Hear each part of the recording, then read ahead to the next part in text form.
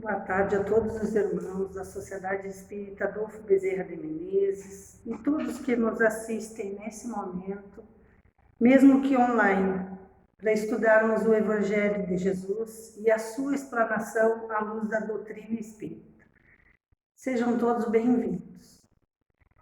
E para nos harmonizarmos no trabalho dessa tarde, nós temos a mensagem do benfeitor Emmanuel, do livro Vinha de Luz, a mensagem 142, com o nome de Tribulações.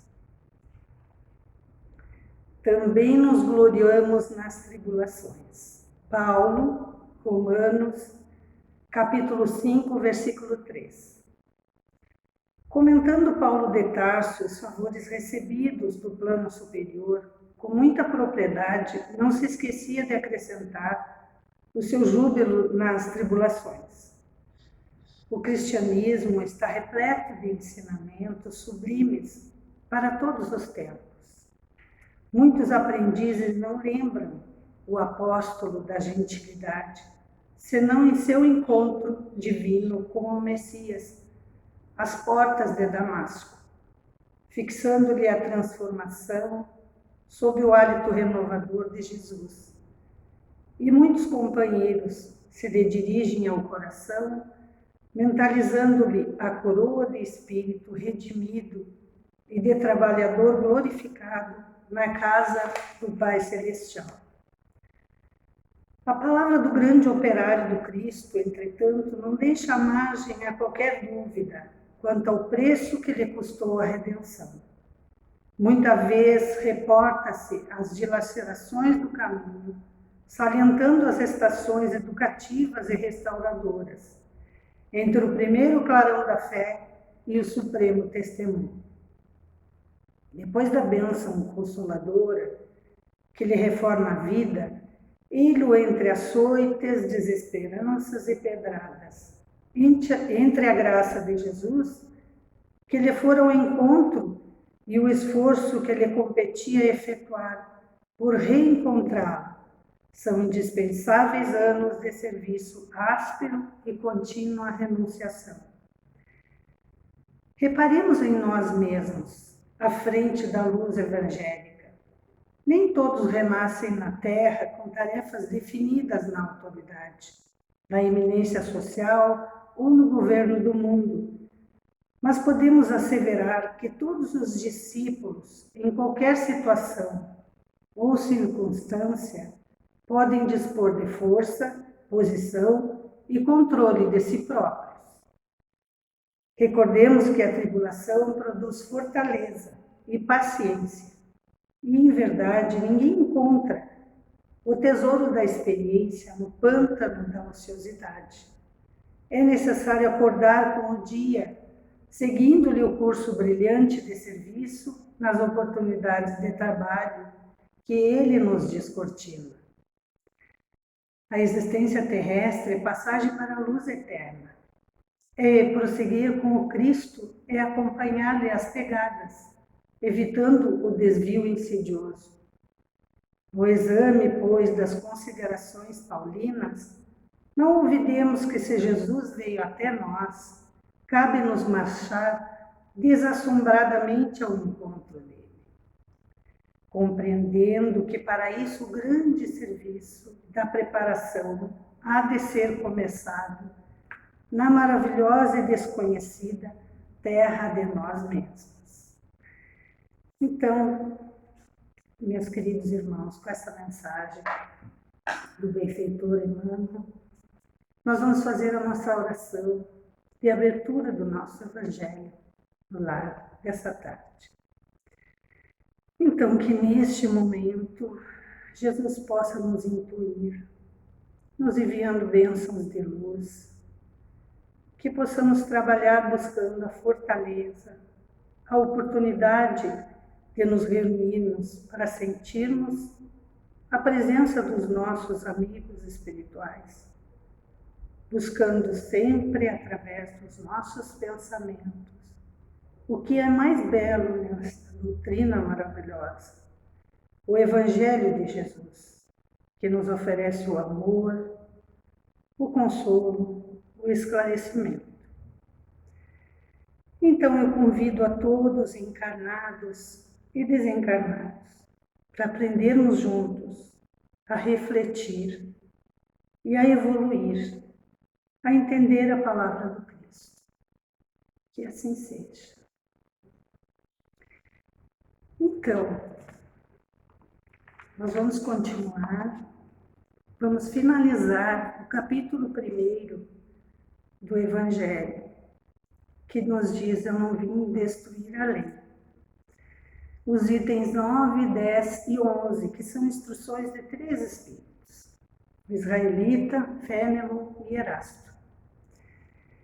E eles nos falam de Moisés, de Jesus, como já disse os nossos irmãos anteriores.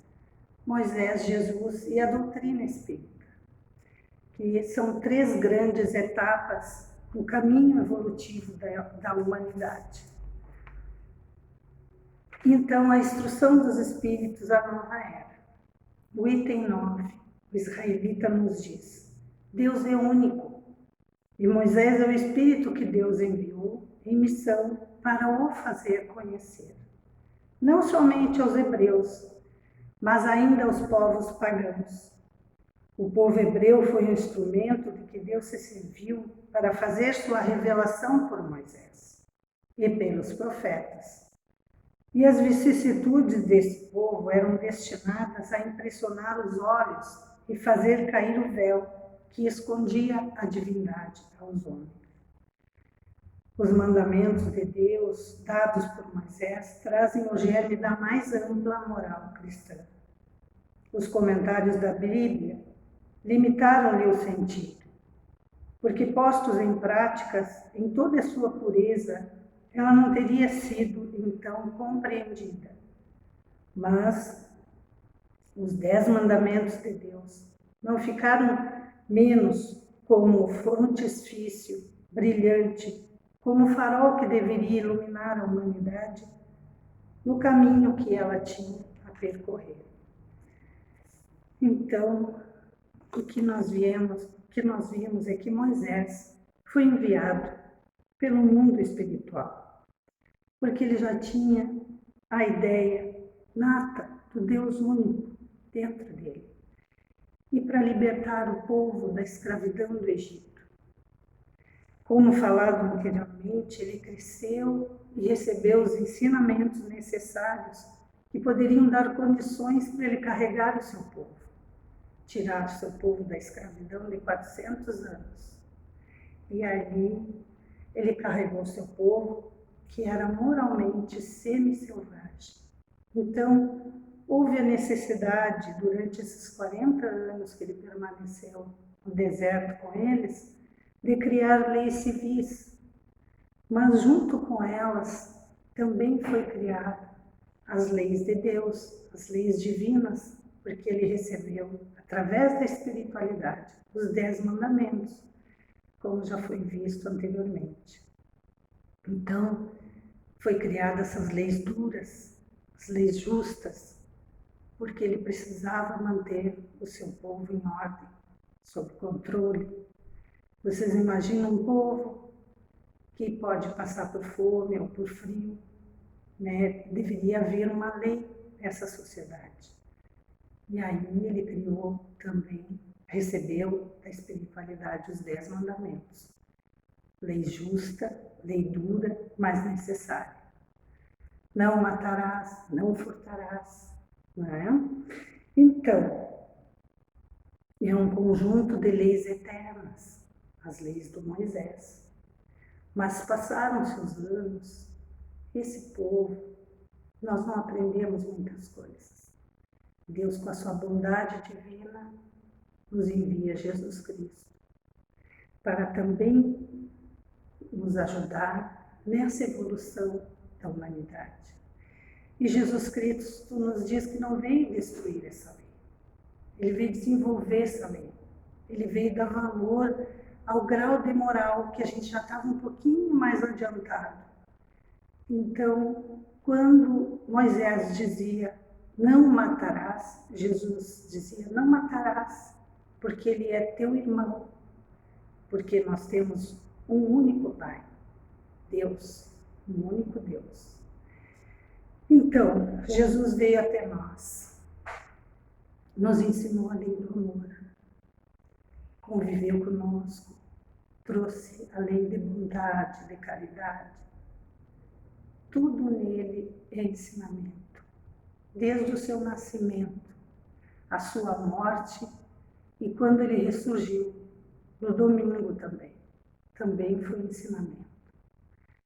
Quando ele nasceu em meio às palhas, em meio aos animais, a lição de humildade. Tudo nele é aprendizado. Toda a vida dele é aprendizado.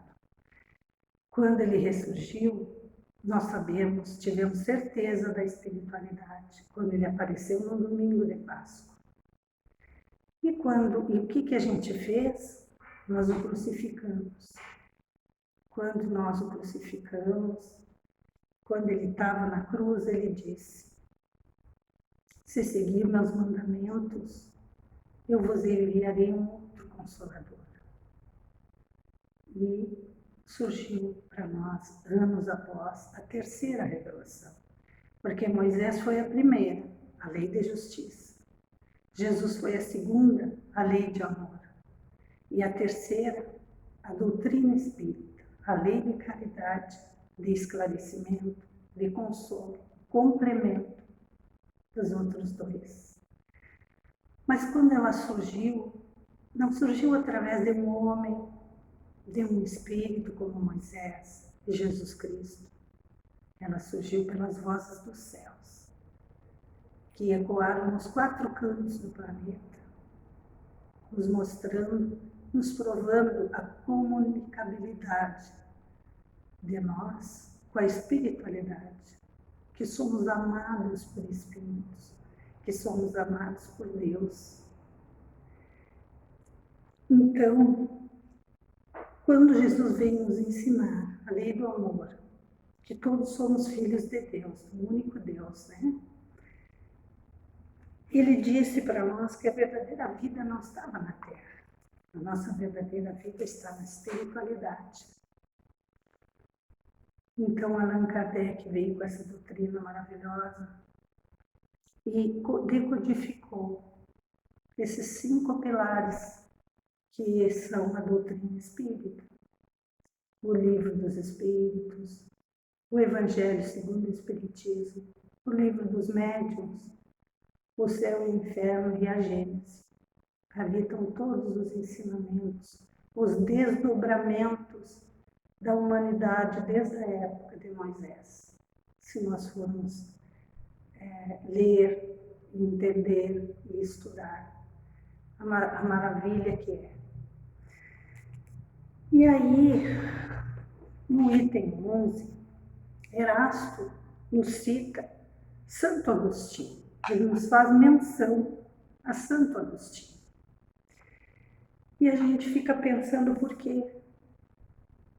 E aí ele diz: Santo Agostinho é um dos maiores divulgadores do Espiritismo. Ele se manifesta quase por toda parte. A razão disso encontramos na vida desse grande filósofo cristão que pertence a essa vigorosa falange dos pais da Igreja, aos quais a cristandade deve os seus mais sólidos alicerces. Como muitos, ele foi arrancado ao paganismo. Dizemos melhor, a impiedade mais profunda, pelo esplendor da verdade. Quando em meio aos seus excessos, sentiu em sua alma essa vibração estranha que o chamava para si mesmo e lhe fez compreender que a felicidade estava a lures e não nos prazeres excitantes e fugídios. Quando, enfim, sobre a sua estrada de Damasco, ouviu ele também a voz santa lhe exclamar: Saulo, Saulo, por que me persegues? Ele exclamou: meu Deus, perdoai-me, eu creio, eu sou cristão. Então, Santo Agostinho era cristão. Seu pai era pagão e sua mãe era cristã. E torcia muito para que seu filho encontrasse o seu destino, porque ela sabia que ele não estava feliz. Mas, em primeiro momento, se observarmos o exemplo da vida de Santo Agostinho, é exatamente o que está no primeiro capítulo do Evangelho. A sua luta entre a fé e a razão. Lá atrás, quando ele estudou filosofia, ele tenta ligar a ciência à religião. E a sua segunda é a sua transformação moral, que é a mais importante de todas. O Espírito deixa trazer para a gente essa mensagem, porque ele cresceu ludibriado com as ilusões e exaltado pela vaidade, porque ele tinha o dom da oratória, o dom da palavra, e ele se entrega às coisas desregradas do mundo, ao dinheiro, à sensualidade. E sua mãe, Mônica, como toda mãe, só fazia preces para ele. Pedia que Jesus o abençoasse e que ele encontrasse seu verdadeiro caminho, porque o conhecimento cristão ele tinha. Ele não tinha ainda a moralidade necessária, ele não tinha acordado para as coisas do Espírito. Mas quando ele perdeu o seu melhor amigo, que ele se viu frente a frente com a morte, ele caiu em si, que ele não era feliz, que existia um vazio dentro dele. Então, nós observamos Santo Agostinho, Maria de Magdala, Saulo, todos eles tiveram esse clarão, acordaram para a sua reforma íntima. E nós, nos dias de hoje, estamos deprimidos, estamos ansiosos com os desamor, com as coisas que estão ocorrendo. Acho que essa lição nós precisamos. A nova era, será que quando que Santo Agostinho começou a sua nova era? E Maria de Magdala, quando é que ela teve a sua nova era? Saulo, quando caiu na estrada de Damasco? Nós precisamos desligar um pouquinho a TV. Não é negar as coisas que acontecem, mas é pegar um livro. O livro é sanidade espiritual, um livro bom, de um bom autor, né? Um livro espírita é um saneamento. A gente deve abrir as portas do nosso eu, fazer preces, o Evangelho no lar, para podermos enxergar melhor as nossas coisas de dentro. Nós não podemos mudar o mundo se nós não mudarmos nós mesmos. Então nós temos que largar aquela escravidão lá, do tempo de Moisés, os nossos vícios, o nosso egoísmo, o nosso orgulho. Mas, para alcançarmos essa nova era, nós precisamos, então, mudar o mundo que está dentro de nós mesmos. Mas a gente fica pensando, primeiro, somos filhos de um Deus maravilhoso, supremo, inteligente, bondoso, que nunca desistiu de nós. E quando lembramos que nós somos herdeiros do Pai, somos os bem-aventurados, porque estamos aqui vivenciando isso tudo agora, nós somos herdeiros, os bem-aventurados. Nós podemos fazer como Santo Agostinho fazia, anotar o que eu posso mudar, o que eu fiz de bom no dia de hoje, que eu possa exaltar, e o que eu fiz de não tão bom para mim poder anular. Santo Agostinho fazia isso ao final do dia. Mas nós podemos. O Mestre está no leme dessa nau, dessa embarcação. Jesus nunca nos abandonou ao longo da humanidade, desde a formação da Terra e antes disso. Jesus sempre esteve conosco. E Ele nos diz que quanto mais forte forem as ondas, quanto mais forte for a tempestade, o exercício da luz é maior. Então, nós nunca estivemos a sós, mas a luta nossa interna é conosco mesmo, é de coração a coração, mente a mente, corpo a corpo, de vontade a vontade. Mas Jesus estará conosco e isso nos dá o apoio, a força necessária, o Evangelho de luz. Quando estivermos angustiados, nós silenciamos, meditamos e pensamos: Senhor, o Senhor está aqui conosco. Nós vamos vencer.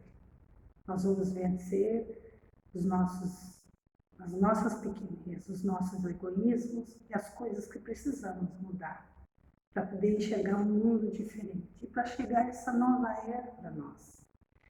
Essa nova era de amor, porque amor foi Jesus que nos ensinou ao longo da humanidade.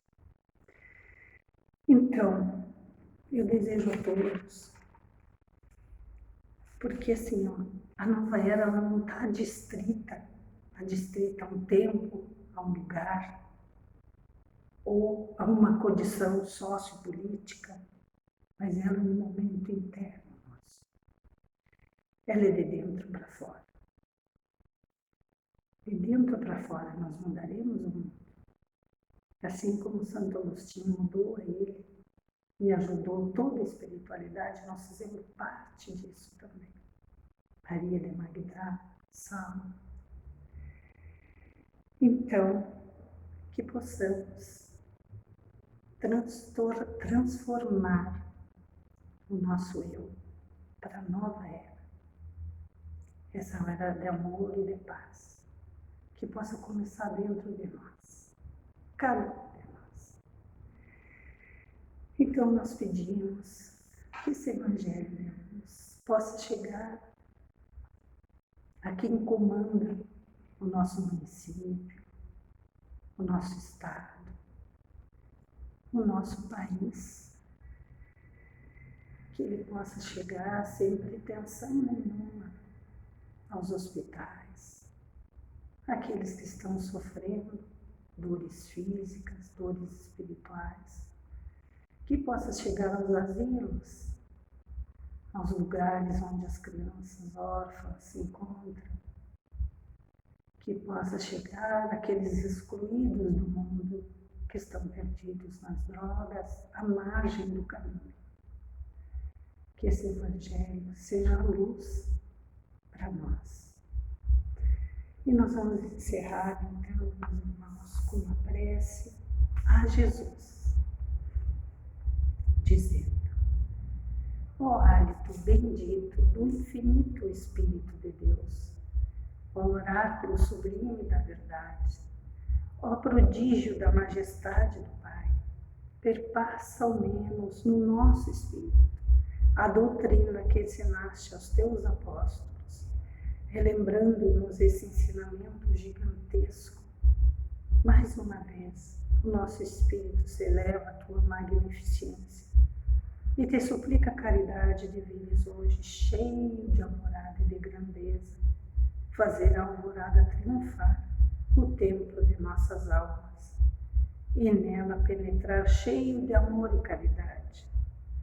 Assim, entra radiante de luz, afasta de nós o que temos de improdutivo, que a aragem gloriosa do teu reino desperte no nosso espírito sentimentos de amor e luz eterna, paz ao nosso espírito. Que assim seja.